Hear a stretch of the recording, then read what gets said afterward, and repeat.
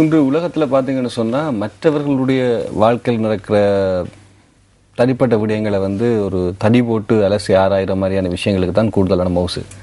நீங்கள் நன்றாக பார்த்தீங்கன்னா தெரியும், இன்று அதிகமாக எந்த விஷயத்தை பேசினாலும் ஃபேஸ்புக்கை மையப்படுத்தாமல் பேச மாட்டாங்க, அது என்ன செய்யுது. ட்விட்டரை மையப்படுத்தாமல் பேச மாட்டாங்க, அது என்ன செய்யுது. இதெல்லாம் பார்த்தீங்கன்னா கொஞ்சம் இந்த தகவலை வழங்கும். இன்னொன்று அசையும் நிழல் படங்களை வழங்கும் யூடியூப். இப்படி உலகமே இதை வச்சு பேசும்போது இந்த செய்திகளை பார்க்கறதுக்கு அல்லது இன்னொரு விஷயம் எங்கேயோ நடந்த ஒரு விஷயத்தை அறிஞ்சு கொள்றதுக்கு இந்த மக்களுக்கு விருப்பம் இல்லாமலாம் இருக்கும். ஆதிகாலம் தொடக்கம் இன்று வரை அந்த விஷயத்தை ஆழம் அறிகிறதுக்கு எங்களுக்கு உதவுறது செய்தி பத்திரிகை. எனவே அந்த பத்திரிகையிலே வெளிவரக்கூடிய உங்கள் நாளாந்த உங்கள் வாழ்க்கைக்கு உதவக்கூடிய செய்திகளை நாங்கள் எடுத்து அலசி ஆராயும் நிகழ்ச்சியாக சக்தி பிரஸ் ரிலீஸை நாங்கள் பதிவு செய்கிறோம். ஒரு மாதம் நிறைவடைவதற்கு முதல் நாள் 30ஆம் தேதி மே மாதம் 2014ஆம் ஆண்டு வெள்ளிக்கிழமை உங்களை சந்திப்பதில் மிக்க மகிழ்ச்சி. இன்று வழியாக பத்திரிகையை நாங்கள் அதில் இருக்கக்கூடிய விடயங்களை பார்ப்பதற்கு செய்தி அறையிலிருந்து நாங்கள் ஜெகநாத் கண்ணாவை அழைத்திருக்கின்றோம். அவரும் பத்திரிகை செய்தி என்றவுடன் கொஞ்சம் உருக்கமாக இருக்கிறார். நீங்க வணக்கம் வணக்கம் இறுக்கம் நாங்கள் செய்தி வாசிச்சோம் அப்படி போயிடும் நிச்சயமா. அதனால நாங்கள் அந்த செய்தி வைப்போம். இந்த வழியாக இருக்கக்கூடிய பத்திரிகைகளையும் பார்ப்போம். முதல்ல வந்து இன்று வெளியாக இருக்கக்கூடிய தி ஐலண்ட் ஆங்கில பத்திரிகையை பார்க்க வேண்டியதாக இருக்கிறது. Colombo's 7 house grabbed, CID probes powerful மினிஸ்டர்ங்கிற செய்தியாக இருக்கிறது. இது சிங்கள பத்திரிகைகளும் கூட இருந்து இன்று வெளியாக இருக்கின்றன. கொழும்பு ஏழில் இருக்கக்கூடிய மிகவும் பெருமதியான ஒரு தமிழருக்கு சொந்தமான ஒரு வெளிநாட்டில் இருக்கக்கூடிய ஒரு அவருக்கு சொந்தமான ஒரு வீடு ஒரு குறிப்பு வேறு சில நபர்களால் கைப்பற்றப்பட்டு செயல்படுத்த நாளாந்த நடவடிக்கை பயன்படுத்தப்பட்டு கொண்டிருக்கு. குற்றப்புலனாய்வு பிரிவினர் இது பற்றிய ஆராய்ச்சிகளை மேற்கொள்வதற்கு ஒரு பலம் வாய்ந்த இந்த அமைச்சர்கிட்ட விசாரணை நடத்திருக்காங்க. அண்மை காலமாகவே இது ஒரு முக்கியமான ஒரு செய்தியாக தான் இருக்கின்றது. பார்க்கலாம். இதன் தொடர்ச்சியாக இன்று நிறைய இந்த காணிகள் அதே போன்று வீடுகளை கைப்பற்றிய செய்திகளும் அநேகமான பத்திரிகைகள். கவனமா இருக்க ஒரு மக்களை நீங்கள் கதவை பூட்டி போட்டு கடைக்கு போறதா இருந்தாலும் நோட்டீஸ் ஒட்டிட்டு போய், குறிப்பாக வெளிநாடுகளில் இருப்பவர்கள் தான் அதிகமாக பாதிக்கப்படுகின்றார்கள். கடைக்கு போறதுனால நோட்டீஸ் ஒட்டணும். நாங்க தான் இந்த வீட்டுக்கு உரிமையாளர்கள், நாங்கள் போயிட்டு வருவோம் கடைக்கு, இல்லாடி யாராவது வந்து எடுத்துருவாங்க. ஆனா அது ஒரு அமைச்சர், இப்ப அமைச்சர் என்ன சொல்ல போறார் எனக்கு தெரியாது, என்ற பேரை களங்கப்படுத்துறதுக்கு செய்யற நடவடிக்கை உண்டு, அதையும் நாங்கள் ஊடகவியலாளர்கள் சொல்லத்தான் போறோம். பொறுத்திருந்து பாருங்களேன். இது தி ஐலண்ட் பத்திரிகையினுடைய பிரதான தலைப்பா இருக்கு. டெய்லி மிரர் பத்திரிகையுடைய செய்தி இப்படி இருக்கிறது. Special hearing, CJ fixes June 9 for Golden Key case, would not entertain any more investment and revising petitions, calls CIE SOT Trust Fund a shame, says Supreme Court is not an umbrella and would not be intimidated என்கின்ற செய்தியாக இருக்கின்றது இந்த செய்தி. அதாவது golden key என்று சொல்லப்படுகின்ற நிதி மோசடி வழக்கு பல கோடி ரூபாய் மோசடி நீண்ட காலமாக இது போகுது, இழுத்து அடித்துக் கொண்டே போகின்றார்கள். அது ஆகவே இதன் ஒரு முடிவுக்கு வர வேண்டும், இந்த துரித கதியில் இது விசாரணை முடிவுக்கு கொண்டு வர வேண்டும் என்ற அடிப்படையிலே ஒரு விசேட சாட்சி பதிவு ஒன்றுக்கான ஜூன் 6ஆம் தேதி நடத்துவதற்கு பிரதம நீதி அரசு 9ஆம் தேதி நடத்துவது பிரதம நீதி அரசு பிரதம நீதி அரசு தீர்மானித்திருப்பதாக இந்த செய்தி வந்திருக்கின்றது.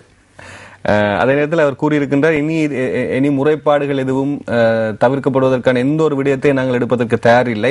இந்த CIE-SOT வந்து ஒரு வெக்கக்கேடான ஒரு விஷயமாகவும் தெரிவித்திருக்கின்றார். குறிப்பாக chief justice and justice K Sri Bhavan Rohini Marasinghe, the chief justice underline the court only required to C speedy and strict என்கின்ற செய்தியாக இருக்கு. அதாவது விரைவாகவும் என்ன சொல்வார்கள் உறுதியாகவும் ஸ்ட்ரிக்ட்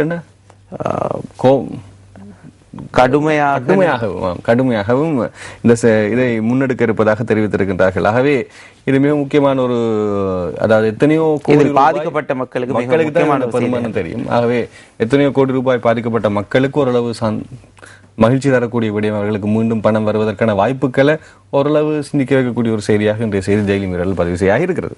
அடுத்து டெய்லி நியூஸ் பக்கத்தினுடைய முதல் பக்கம் சொல்லும் விடயமாக பத்திரிகையிலே Lak Vijay bowls over UNP, warm welcomes for MPs, rumors about power plant mostly false என்கிற செய்தியாக இருக்கிறது. அதாவது லாக் விஜய்னு சொன்னா நுழைச்சோரையான நிலையம், இதுக்கு இது ஒழுங்கா செயல்படலைன்னு சொல்லி ஐக்கிய தேசிய கட்சி தொடர்ச்சியாக போய் பார்க்க சரி போய் பாருங்கன்னு சொல்லி இருக்கிறாங்க. ஆனால் நேற்று அவர்கள் போன உடனே ஏற்கனவே நாங்கள் பார்த்தோம், மத்தளைக்கும் ஹம்பந்துறைக்கும் சென்ற போது அவர்கள் தாக்கப்பட்டார்கள். வித்தியாசமான வரவேற்பு அளிக்கப்பட்டிருந்தது. தற்போது செங்கம்பள வரவேற்பு அளிக்கப்பட்டு அங்கே ஓரளவு முடக்கப்பட்டு விட்டார்கள். பிறகு மிகவும் சிறப்பாக அது இயங்குவதாகவும் அவர்கள் கூறினார். நேரடியாக சென்று பல்வேறு விடயங்களை ஆராய்ந்திருந்த. ஆகவே அது பற்றி வருகின்ற சர்ச்சைகள் அல்லது தகவல்கள் கூடுதலாகவே தவறாக இருக்கின்றன என்ற ஒரு விடயமும் இங்கே பதியாக இருக்கிறது. டெய்லி நியூஸ்ல இன்னும் ஒரு கட்டுப்படப்பட்ட செய்திக்குள் those making allegations about IMF deal should prove their charges என்கிற செய்தியாக ஜனாதிபதி சொன்ன விடயமாக இருக்கிறது. அதாவது இன்டர்நேஷனல் மானிட்டரி ஃபண்ட் சொல்லப்படுகின்ற உலக நாணய நிதியம், சர்வதேச நாணய நிதியம் இலங்கை பெற்றுக் கொள்ளக்கூடிய இந்த கடன் சம்பந்தமாக குற்றச்சாட்டுகளை முன்வைக்கின்றார்கள். அப்படி குற்றச்சாட்டுகள் முன்வைக்கிறவர்களுக்குத்தான் எக்கச்சக்கமான முறைகேடுகள் அல்லது குறைபாடுகள் இருப்பதாக ஜனாதிபதி தெரிவித்தும் கருத்து கட்டவிடப்பட்ட பகுதிகள் இருக்கிறது. டெய்லி நியூஸை தொடர்ந்து சிலோன் டுடே சொல்ல வந்த செய்தி இது. Presidential polls in November early scheduled for January 2015. 2015 ஆண்டு ஜனவரி ஏற்கனவே திட்டமிட்டிருந்த ஜனாதிபதி தேர்தல் நவம்பர் அளவிலே நடத்தப்படக்கூடிய சாத்தியக்கூறுகள் இருப்பதாக அதிக அளவில் அண்மை காலமாகவே இந்த தேர்தல், அதாவது ஊவா மாகாண சபை தேர்தல் நடைபெறவிருக்கின்றது. அந்த தேர்தல் நடைபெறுமா அல்லது பொது தேர்தலுக்கு செல்வாரா ஜனாதிபதி, அல்லது மீண்டும் ஒரு முறை ஜனாதிபதி தேர்தலை அதற்கு முன்கூட்டி நடத்துவார் என்ற கருத்து அதிக அளவில் தற்பொழுது அரசியல் மேடைகளில் இருந்து வருகின்றது. ஒரு சின்ன கேள்வி, இந்த திரைசேரியிலும் மற்றும் இலங்கையினுடைய அரச கஜானாக்களிலும் அவ்வளவு தூரத்துக்கு பணம் இருக்கிறதா உடனுக்குடன் தேர்தல் நடத்துறதுக்கு? ஆமா, இது பாத்தீங்கன்னா ஏனைய நாடுகள்ல தொடர்ச்சியாக ஒரே தடவையில் இந்த எலெக்ஷன் எல்லாம் தேர்தல் எல்லாம் நடத்தி ஒரு முடிவு கண்டு விடுவார்கள். ஆனால் இலங்கை பொறுத்த மட்டில் ஒவ்வொரு மாகாணத்துக்கும் தனித்தனியாக பெருந்தொகையான பணம் வீண் விரயம் செய்யப்படுகிறது. அந்த பணம் வீண் விரயம் செய்வதற்கு நாங்கள் சொன்ன நேரத்தையும் கொஞ்சம் பார்த்து விட்டு வருவோம். தற்போது சாதாரண தர திறமைசாலிகளை ஸ்ரீலங்கா இன்சூரன்ஸ் சுபப்பித்தும் புலமை பரிசல்களுக்கு இப்பொழுதே விண்ணப்பியும். நேரம் மணி. ஸோ இப்போ நாங்கள் சொல்லக்கூடிய விஷயம் என்னென்னா, அதான் கேட்குற கேள்வி, ஒரு உடவியலாளர் எங்கள்கிட்ட கேட்கக்கூடிய கேள்வி அதான் என்னென்னா, அவ்வளோ தூரம் தொடர்ச்சியாக மாறி மாறி செய்து கொண்டிருக்கிறோம். ஆனால் சில விடயங்களை செய்து முடிப்பதற்கு திரைசேரியில் பணம் இல்லை, ஆனால் தேர்தலை நடத்துவதற்கான பணம் அளவுக்கு அதிகமாகவே அங்கு காணப்படுகிறது. மக்களிடையே காணப்படுகின்ற மிகப்பெரிய குற்றச்சாட்டுகள் அல்லது தவறுகள் நடைபெறுகின்ற நேரத்தில் யாரிடம் போய் வினவி அழகாக கேட்டாலும் அவர்களுக்கு இருக்கக்கூடிய பிரச்சனை, அவர்களே இந்த தவறை செய்கிறார்கள் என்பதற்கு கொடுக்கும் விடயம் இலகு பொருளாதார பிரச்சனை. தற்கொலையாக இருந்தாலும் கொலையாக இருந்தாலும் கொள்ளையாக இருந்தாலும் இதே விடையை தான் வர கொண்டிருக்கிறது. ஆகவே இதை கொஞ்சம் நம்ம யோசிக்க வேணும். சிலோன் டுடே பத்தின சரி. ஆனால் ஒன்று, ஜனாதிபதி தேர்தல் எதிர்வரும் நவம்பர் மாதம் செய்வதற்கு திட்டமிட்டிருக்கிறார்கள். இன்னொரு விடயத்தை நாங்கள் ஞாபகப்படுத்தலாம். நவம்பர் ஜனாதிபதிக்கு மிகவும் ஒரு அதிர்ஷ்டமான மாதம். அவர் முதலாக தேர்தலிலே வெற்றி பெற்றது, பதவியேற்றது, அவரது பிறந்த நாள் நவம்பர் 18ஆம் தேதி. ஆகவே இந்த அதே நேரத்தில் நவம்பர் கார்த்திகை என்பது ஒரு மிக முக்கியமான மாதம் தமிழர்களிடையே. எனவே இது ஒரு முக்கியத்துவம் ஒரு விடயமாக இருக்கும். இவை இன்றைய தினம் வெளியாகிய ஆங்கில பத்திரிகையினுடைய செய்திகளாக இருக்கின்றன. தொடர்ந்து நாங்கள் சிங்கள பத்திரிகை தலைப்புக்கு செல்லலாம். அத பத்திரிகையினுடைய செய்தி, ருஹுணு சரசவி பூமியின் தயட்டுக்கிருள்ள இவத்தை, அதாவது தேசத்துக்கு மகுடம் கண்காட்சி ருஹுணு பல்கலைக்கழக வளாகத்திலிருந்து நீக்கப்பட போவதாக தற்பொழுது செய்திகள் வந்திருக்கின்றன. இந்த கண்காட்சி அங்கு நடத்த வேண்டும் என நேற்றைய தினம் கிராம மக்கள் ஒரு மிகப்பெரிய ஆர்ப்பாட்டத்தை நடத்தியிருந்தார்கள். எமக்கு தெரியும், அதாவது தேசத்துக்கு மகுடம் கண்காட்சி நடைபெறும் அந்த பிரதேசம் முழுவதும் பாரிய அளவிலான அபிவிருத்தி திட்டங்கள் எல்லாம் முன்னெடுக்கப்படும். ஆனாலும் கூட நேற்று முன்தினம் ருஹுணு பல்கலைக்கழகத்தின் மாணவர்கள் தெரிவித்திருந்தார்கள், தமது பல்கலைக்கழக வளாகத்தில் இந்த கண்காட்சி நடத்தக்கூடாது. காரணம், அந்த பல்கலைக்கழகத்திற்கு இதனால் எவ்வித அபிவிருத்தி பணியும் இடம்பெறாது என அவர்கள் பிரதான ஹேத்துவாக்கு. அதாவது பல ஏக்கர் கணக்கில், சில சந்தர்ப்பங்களில் 500-600 ஏக்கர் நிலப்பரப்பு தேவைப்படுகிறது இந்த கண்காட்சி நடாத்துவதற்கு. ஆனால் அங்கு இடப்பற்றாக்குறை இருப்பதாக தெரிவித்ததான் தற்பொழுது இடத்தை மாற்றுவதற்கான முயற்சிகள் மேற்கொள்ளப்படுகின்றன. கொஞ்சம் கவலைப்பட்டிருக்கிறார்கள். தினவின பத்திரிகை செய்தி, නිදහස් අධ්‍යාපනය කිසිසේත් කප්පාදු කරන්නේ නැහැ. ගුරු සිසු සමගිය නැත්නම් රට අයාලේ යාවි. ரிச்மண்ட் மஹிந்த வித்யால் குரு சிசு ஹமுயேதி ஜனபதி கியாய். ஜனாதிபதி அவர்கள் அதாவது இலவச கல்வியை எவ்வகையிலும் குறைப்பதற்கான திட்டம் தம்மிடம் கிடையாது. அவ்வாறு செய்திருந்தால் அதனை எவரேனும் நிரூபித்து காட்டட்டும் என நேற்றைய தினம் ஜனாதிபதி சவால் விடுத்திருந்தார். ஜனாதிபதி ரிச்மண்ட் கல்லூரியில் சில காலம் கல்வி கற்றார் இல்லையா, கல்விக்கு வருவதற்கு முதல். ஆகவே அந்த நேற்றைய தினம் அங்கு ஆசிரியர்கள் மற்றும் மாணவர்களுடனான சந்திப்பில் போது ஜனாதிபதி தெரிவித்த கருத்து தான், அதாவது மாணவர்களுக்கும் ஆசிரியர்களுக்கும் இடையிலான அந்த உறவு சீராக இருக்காவிட்டால் நாடு சீர்குலையும் என்பதை ஜனாதிபதியின் கருத்தாக அதே சுதந்திர கல்வி அல்லது இலவச கல்வியை ஒருபோதும் தான் நிறுத்தப் போவதில்லை என்று இங்கே சூழ்நிலை விடுத்திருக்கின்றார் ஜனாதிபதி அவர்கள்.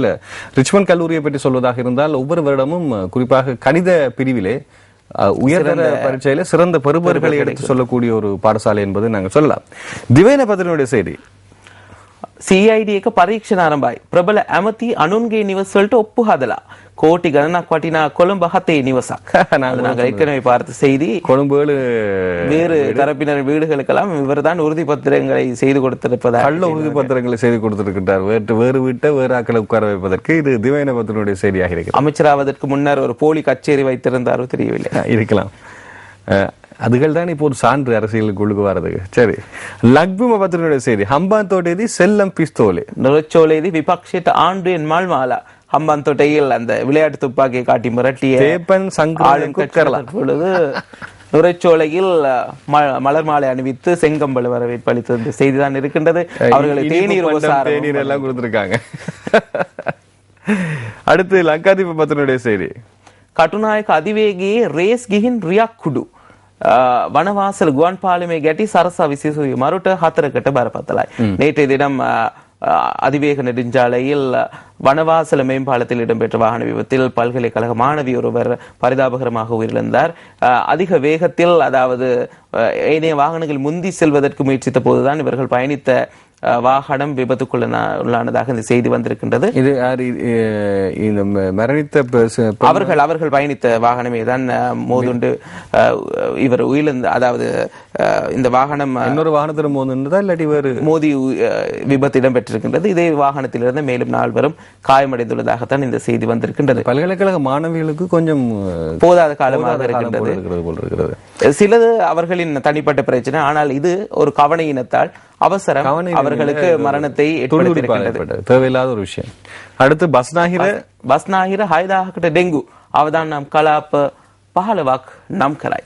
அதாவது 15 அபாய வளையங்கள் கண்டுபிடிக்கப்பட்டது. டெங்கு நிலைமை பெறும். நாங்கள் இன்னும் ஒரு பத்திரிகையில் பார்த்தோம், கழுபோவில போதனா வைத்தியசாலையில் வைத்திய அதிகாரிகள், தாதியர்கள் உள்ளிட்ட சிலருக்கும் தற்பொழுது டெங்கு காய்ச்சலால் அவர்களும் பீடிக்கப்பட்டிருக்கின்றார்கள். ஆகவே இது ஒரு பொதுவான மாநிலத்தில் 6000க்கும் மேற்பட்டோர் டெங்கு காய்ச்சல், 6000 பேருக்கு டெங்கு தற்பொழுது பரவி இருக்கின்றது.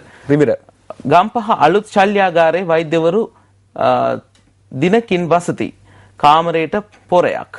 அதாவது கம்பஹா வைத்தியசாலையில் புதிதாக அமைக்கப்பட்ட சத்திர சிகிச்சை கூடத்தை ஒரே நாளில் வைத்தியர்கள் மூடிவிட்டார்கள். காரணம், அங்கு ஒரு அறை தொடர்பில் இருந்த பிரச்சனை காரணமாக மூடியிருக்கிறார்கள். அதாவது ஒரு சத்திர சிகிச்சை கூடம் வேண்டும் என்பது நோயாளர்களின் பல கோரிக்கையாக இருந்தது. போராடி பெற்றுக்கொண்ட ஒரு விடயத்தை. ஆனா எங்களுக்கு அறைதான் முக்கியம், நாங்க அறைய தேடி தான் முடிப்பேன், மூடிடுவோம். அப்படி வைத்தியர்கள் இருந்திருக்கிறாங்க. நல்ல காலம் இலங்கையில். அதாவது ஒரு ஆச்சரியமான விடயம், ஏனைய நாடுகளில் வைத்திய அதிகாரிகளின் சேவைகள், இலங்கையில் சிறந்த வைத்திய அதிகாரிகள் இருக்கின்றார்கள், அது ஒரு புறம். ஆனால் கூட அநேக மாணவர்கள் அடிக்கடி இத்தகைய பிரச்சனைகளை புள்ளி வைக்கிறது போல இப்படி ஒரு பிரச்சனை வந்திருக்கு. பணி பகிஷ்கரிப்பில் ஈடுபடுவதையும் காணக்கூடியதாக இருக்கின்றது. 2015 ජනවාරි අදහස වෙනස් වේ. ජනපතිවරණය 2014 நவம்பர், அதாவது 2015ஆம் ஆண்டிற்கான எண்ணம் மாற்றமடைந்து தற்பொழுது ஜனாதிபதி தேர்தலை 2014ஆம் ஆண்டு, அதாவது இந்த வருடம் நவம்பர் மாதத்தில் நடத்துவதற்கு திட்டமிட்டுள்ளதாக தான் இந்த செய்தியும் வந்திருக்கிறது. ஆகவே இப்போது வெகு விரைவாக பொது அபேட்சகரை கண்டுபிடிக்க வேண்டிய தேவையில எதிர்கட்சிகள் எல்லாம் இப்ப கண்டிசம் மும்முரமாக செயல்பட்டுக் கொண்டிருப்பார்கள் நம்புறேன். அதுக்கு கால அவகாசமே இல்லாத அளவுக்கு போயிருக்கு இப்ப தலைப்பு. அடுத்து நாங்கள் இன்று வீரகேசரி பத்தினுடைய தலைப்புக்கு செல்லலாம். 13வது திருத்தம் அரசின் நிலைப்பாட்டில் மாற்றம் இல்லை, இந்தியா உள்ளிட்ட எந்த நாடும் அழுத்தம் பிரயோகிக்க முடியாது என்கின்றார் நிமல். அமைச்சர் நிமல் சிறிபாலடி செல்வ தான் சொல்கிறார். இலங்கையில் ஒரு விடயமும் வெளிநாட்டில் ஒரு விடயமும் புதிதாக எங்களுக்கு இல்லை. ஆகவே இது நாங்கள் இருதரப்புல எப்படி சொல்லப்படுவாங்கன்னு நாங்க 2 ஆளை கூட்டி 2 ஆளை பிரிச்சு நடுநிலையா எடுக்க வேண்டிய கடமைக்கு தான் இலங்கை மக்கள் தள்ளப்பட்டிருக்கிறார்கள். இது புது விடயம் இல்லை தானே. ஈழத்தமிழர்களுக்கு துரோகம் புரிந்த காங்கிரசின் வீழ்ச்சி மனமகிழ்ச்சி, மஹிந்தவின் வருகைக்கு கண்டனம், மதிமுக தீர்மானம் பிடிக்கும், கருப்பு கொடி வெட்டும், வைகோ அவர்கள் சிறை செல்வார்கள், மீண்டும் வருவார்கள், பேசுவார்கள். ஆனால் தேர்தலில் ஒரு ஆசனத்தை கூட வெற்றி கொள்ளவும் மாட்டார்கள். இது நீண்ட காலமா நடக்கிற விஷயம். தனியாரின் காணிகளை சுவீகரிக்க போலீஸ் ராணுவம் நடவடிக்கை, அச்சுவேளையில் பொது இடங்களில் அறிவித்தார்கள் என்கிற செய்தியாக இருக்கின்றது. இதுதான் நான் ஏற்கனவே கூறியதை போன்று தற்பொழுது, அதாவது நேற்று முன்தினம் இராணுவ பேச்சாளர் பிரிகேடியர் ருவான் வணிகசூரிய ஒரு கருத்தை வெளியிட்டிருந்தார். அதாவது வடக்கிலே மக்கள் உரிமை கோரும் சில காணிகளுக்கு அவர்களிடம் உறுதி பத்திரங்கள் இல்லை என்பது தான் இராணுவத்தின் இல்லை என்றாலும் ஜெகநாத் கண்ணா சர்வதேச ரீதியில இலங்கைக்கு விசாரணை நடைபெற்றுக் கொண்டிருக்கு. இதுல மிக முக்கியமான விஷயம் தங்களோட சொந்த இடங்கள்ல மீள்பதிவு செய்வது. அது ஒரு பக்கம் இருக்க, யுத்தத்தால் இடம்பெயர்ந்து பல இம்சைகளுக்கு ஆகியவர்கள், சுனாமி, யுத்தம், எத்தனை இம்சைகளுக்காக மக்கள் என்ன பேசாம இருந்தா என்ன அவ்வளவு முட்டாள்களா? அதுதான் அவர்கள் இவர்கள் கூறும் விடயம். அதாவது மற்றொரு விடயத்தையும் கூறுகின்றார்கள். தமிழீழ விடுதலை புலிகள் தமது செயற்பாட்டுக்காக பயன்படுத்திய பகுதிகளை தான் தாங்கள் கைவசம் வைத்திருப்பதாக நேற்று தினம் சொல்ல பிரிவைத்து விடலாம். ஆனால் உண்மையாகவே காணிகளுக்கான அத்தாட்சி பத்திரங்கள் இல்லாம இருந்தும் அந்த காணி அத்தாட்சி பத்திரங்கள் யுத்தத்திலும் ஏனைய இயற்கை அழிவடைந்திருக்கலாம். அது வலிமையான ஒரு விசாரணைகளை ஆரம்பிப்பதற்கு ஒரு புதிய குழு ஒன்று நியமிப்பதுதான் முறையான ஒரு காரியம். தற்பொழுது அதாவது நான் கூற வருவது, நேற்று முன்தினம் அவர் அவ்வாறு கூறினாலும் கூட ஒரு உறுதி பத்திரம் இல்லாத காணிக்கு சுவீகரிப்புக்கான அறிவித்தல்கள் எதற்காக ஒட்ட வேண்டும்? அதாவது ஒரு எவருமே உரிமை கோருவதற்கு இல்லை என்றால் அது சட்டப்படி அரசாங்கத்தின் காணியாகும். ஆகவே அதை அவர்கள் எடுத்துக்கொள்ள. ஆனால் சுவீகரிப்பு பத்திரம் ஒட்டப்படுவதன் மூலமே அதற்கான உறுதி இருக்கின்றது, அதற்கான உரிமையாளர்கள் இருக்கின்றார்கள் என்பதுதான் உறுதியாகின்றது. அதை நேற்றைய தினம் தமிழ் தேசிய மக்கள் முன்னணியும் ஒரு ஊடகவியலாளர் சந்திப்பில் சுட்டிக்காட்டியிருந்தது. இது அச்சுவேலி சங்காணி வீதியில் இருக்கின்ற தற்பொழுது அச்சுவேலி போலீஸ் நிலையம் அமைந்திருக்கும் அந்த காணியை சுவீகரிப்பதற்கான அறிவித்தல் ஒட்டப்பட்டிருக்கின்றது. இது அதாவது நாங்கள் ஏற்கனவே கூறியதை போன்று இதன் உரிமையாளர் வெளிநாட்டில் இருக்கின்றார். நீண்டகால குத்தகை அடிப்படையில் கடந்த வருடம் இதற்கான அந்த வீடு 2 மாடி வீடுடன் கூடிய காணி போலீசாருக்கு வழங்கப்பட்டிருந்தது. தற்பொழுது அதையே அவர்கள் தாம் சுவீகரிக்க போவதாக அறிவித்தல்களை ஒட்டி இருக்கின்றார்கள். அதே போன்று பேசுவதற்கு நாடியல்ல உரிமை இல்லாமல் இருக்கும் மக்களுக்கு இன்னும் அழுத்தங்கள் கொடுக்கப்படும் விடயமாகவே இருக்கிறது. அதே போன்று அச்சுவேலி பலநோக்கு கூட்டுறவு சங்கத்தின் தலைமையகம் அமைந்திருந்த அந்த காணியும் தற்பொழுது சுவீகரிக்கப்பட போவதாக அறிவித்தல்கள் ஒட்டப்பட்டிருக்கின்றன. விமானத்தின் பல பாகங்கள் மொரகொல்ல கடலில் மீட்பு, விமானப்படை நிபுணர்கள் குழு விசாரணைக்கு விரைவு. அலுத்கபா போலீஸ் பிரிவுக்கு உட்பட மொரகொல்ல கடலில் மீன்பிடிக்க சென்ற மீனவர்கள் வேலையில் விமானம் ஒன்றின் சில்லு ஒன்று சிக்கிட்டு இருக்கிறது. அத்தோடு விமானம் ஒன்றுடையதாக இருக்கலாம் என்றும் சந்தேகித்திருக்கின்றார்கள். ஆகவே இது இந்த மலேசியா விமானம் MH370 விமானத்தின் பாகங்களா என்று பரபரப்பாக நீர் பேசுவோம். ஆனாலும் கூட மீனவர்கள் நான் கவனித்தேன், ஒருவர் கூறுகின்றார் அடிக்கடி தாம் வீசும் வலைகளில் எல்லாம் இந்த பகுதியிலிருந்து இந்த இத்தகைய பாகங்கள் சிக்குவதாக அவர் கூறியிருக்கின்றார். ஆகவே இது புதுசா கூற முடியாது கஜமுகன். பார்க்கலாம், விமானங்கள் எல்லாம் ஏதோ ஒரு என்ன சொல்றது காந்த சக்தியில் அந்த பகுதிக்குள்ள தான் வந்து வேலைக்குள்ள சிக்கிறதோ. அது மாத்திரமல்ல, அண்மை காலமாகவே இலங்கை கடற்பரப்பில் இத்தகைய பொருட்கள் அதிக அளவில் அகப்படுகின்றன. மீனை தவிர ஆகவே இலங்கை சூழலுள்ள கடற்பரப்பு முழுவதும் இந்த காந்த சக்தி இருக்கலாம். இல்ல நகைச்சுவையா சொல்வதாக இல்ல, கொஞ்சம் யோசிக்கலாம். மீனை தவிர மிச்ச பாகங்கள் எல்லாம் கிடைக்குது. மீனை வந்து இந்திய மீனவர்கள் பிடிச்சிட்டு போயிடறாங்க. சரி, ஆனாலும் நேற்று முன்தினம் ஒரு முக்கியமான ஒரு தீர்மானத்துக்கு வந்திருக்கின்றார்கள். அதாவது நேற்று முதல் அவர்கள் மீண்டும் அந்த இனப்பெருக்க காலம், மீன்களின் இனப்பெருக்க காலமுக்காக விதிக்கப்பட்ட தடை முடிவடைந்து மீன்பிடிய ஆரம்பிக்கின்றார்கள். தமிழக மீனவ சங்கங்கள் எல்லாம் ஒன்றிணைந்து இனிவரும் காலத்தில் இலங்கை கடற்பரப்பிற்குள் போகக்கூடாது என்ற ஒரு தீர்மானத்தை நிறைவேற்றியிருக்கின்றார்கள். இது தீர்மானம் மாத்திரமே. பார்க்கலாம், நாளை மறுதினம் பல தீர்மானங்கள் நாங்கள் இருக்கு முதலே கேள்விப்பட்டிருக்கின்றோம். மலேசிய விமானத்தை தென் இந்து சமுத்திரத்தில் தேடும் நடவடிக்கை பூர்த்தி என்கின்ற செய்தியாக இருக்கிறது. ஆஸ்திரேலிய நீர்மூழ்கி கப்பல் எல்லாம் பயன்படுத்தப்பட்டு அந்த பகுதியில் மேற்கொள்ள ப்ளூபின் 21 ஆளற்ற ரோபோ நீர்மூழ்கி கப்பல் எதனையும் கண்டுபிடிக்க இல்லை. அதுதான் முக்கியம் பஞ்ச். ஆனால் எத்தனையோ கோடி ரூபாய் செலவு செய்யப்பட்டிருந்தது, ஆனால் கண்டுபிடிக்கல. அதில் சென்ற பயணிகள் அந்த குடும்பங்கள் எல்லாமே தொடர்ச்சியாக கவலையில் வாடிக்கொண்டிருக்கின்றார்கள். மர்மமாகவே இருக்கின்றது. ஒரு பக்கம் ரஷ்யாவில் போய் கடத்தப்பட்டிருக்கலாம், இன்னொரு பக்கம் வேற்றுக்கிரகவாசிகள் கடத்திருக்கிறார். இலங்கையில் சில விமான நிலையங்களில் தடுத்து வைக்கப்பட்டிருக்கிறாங்க. இப்படி பல இந்த மர்மமாகவே தகவல்களை நாங்கள் கேட்டுக்கொண்டிருக்கின்றோம். பார்ப்போமான எது உண்மையான எங்களுக்கும் தெரியல. அடுத்த செய்திக்கு செல்லலாம். வீரகேசனுடைய ஆசிரியர் தலையங்கம் மதமாற்ற விவகாரமும் சிறுபான்மை சமூகங்களும் என்கிற செய்தியாக இருக்கிறது. இந்த சிறுபான்மை சமூகத்தில் 2 விஷயம் இருக்கு. அதாவது மத மாற்றுகை செய்யக்கூடிய சமூகம் இருக்கு, மத மாற்றத்துக்கு உட்படுகின்ற சமூகமும் இருக்கு. இப்படி பல சமூகங்கள் இருக்கு. இலங்கை பொறுத்த மட்டிலே சிறுபான்மையின மக்களுக்கு பொதுவாகவே ஒரு பிரச்சனை இருக்கின்றது. அந்த பிரச்சனையை விட்டு தற்பொழுது சிறுபான்மை இனங்களுக்கிடையே இந்த மதமாற்ற விவகாரம் இதுல நேரடியாகவே சொல்லப்பட்டிருக்கிறது. பௌத்த மற்றும் இந்து மதங்களை சார்ந்தோரே அதிக அளவில் மதமாற்றப்படுவதாக தெரிவிக்கப்படுகின்றது.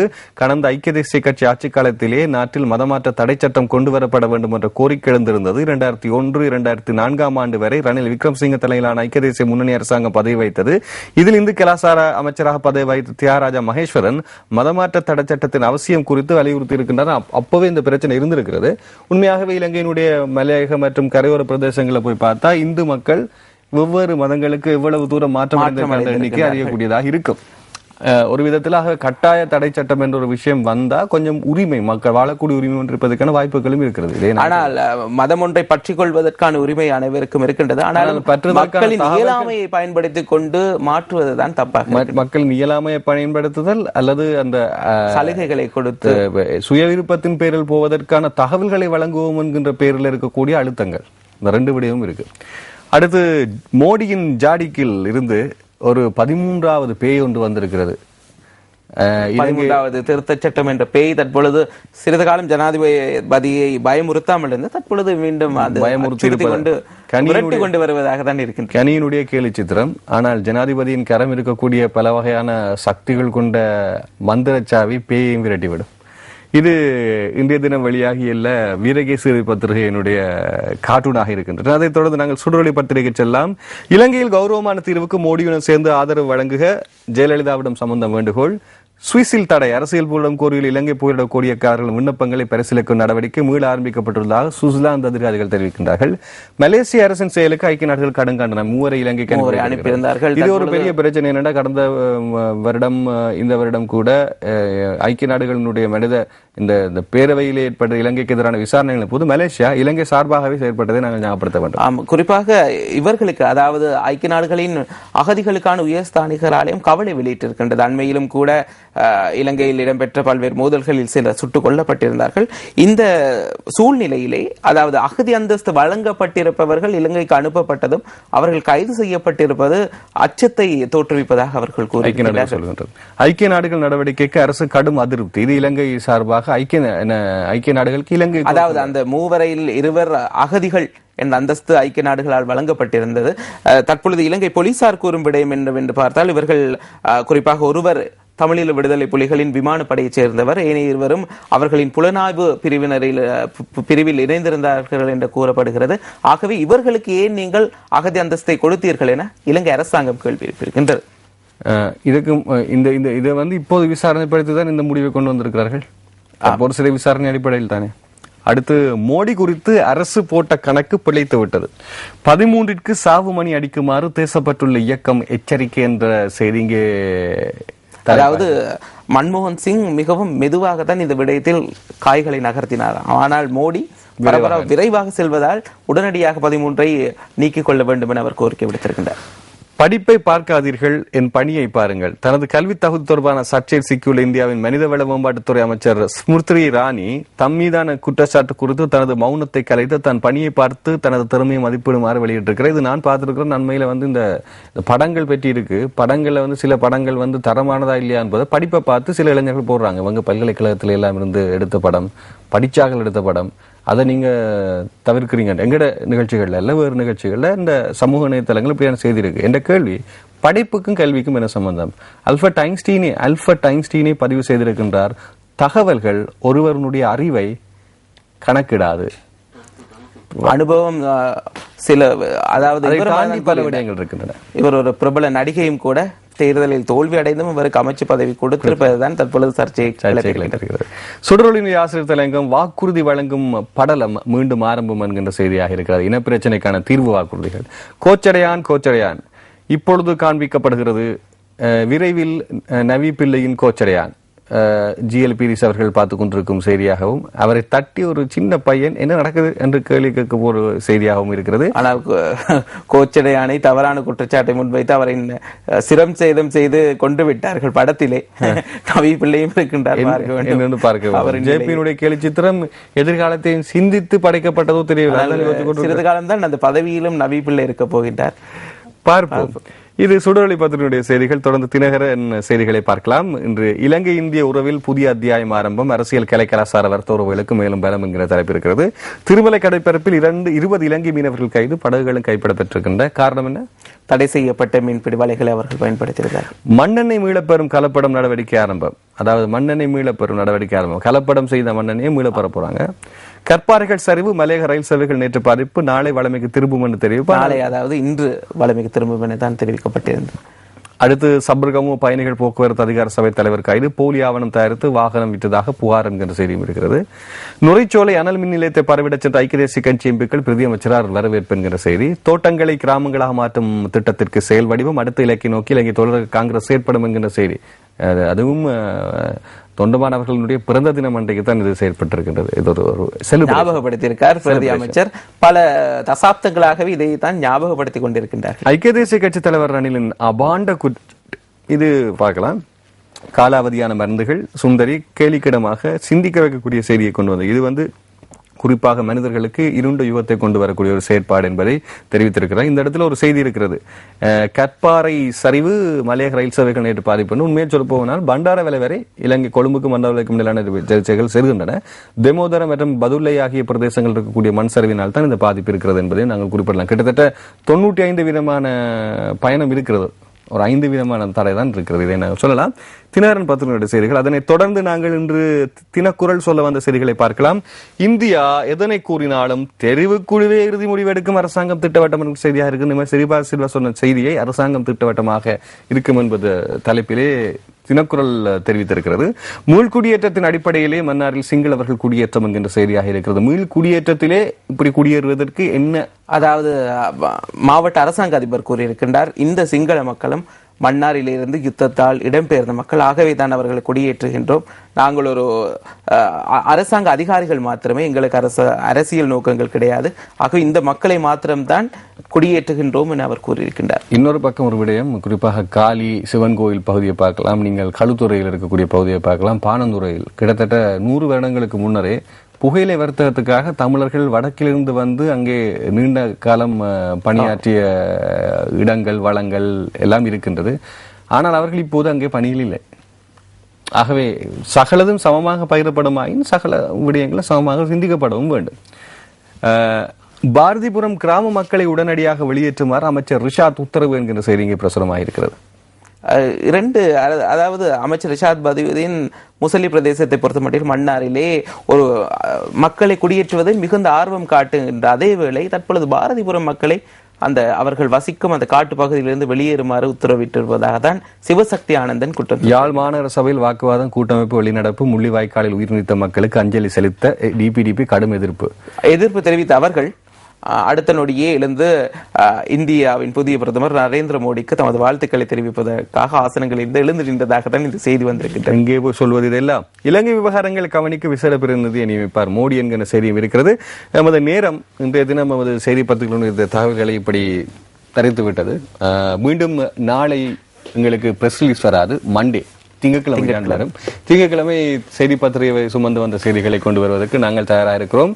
நன்றி ஜெகநாத் கண்ணா. நன்றி கண்ணா. தொடர்ந்து இணைந்திருங்கள். மீண்டும் மீண்டும் பெயர் மறக்கும் ஒரு செயற்பாடு ஒன்று என்றாலும் பரவாயில்லை, நான் மன்னித்து உங்களை விடுகிறேன். தொடர்ந்து நீங்கள் குட் மார்னிங் ஸ்ரீலங்காவுடன் கஜமோகனோடு இணைந்திருக்கலாம் என்று கூறிக்கொண்டு நாங்கள் இடைவெளியை தொடர்ந்து. நன்றி கஜமோகன். நன்றி நேயர்களே.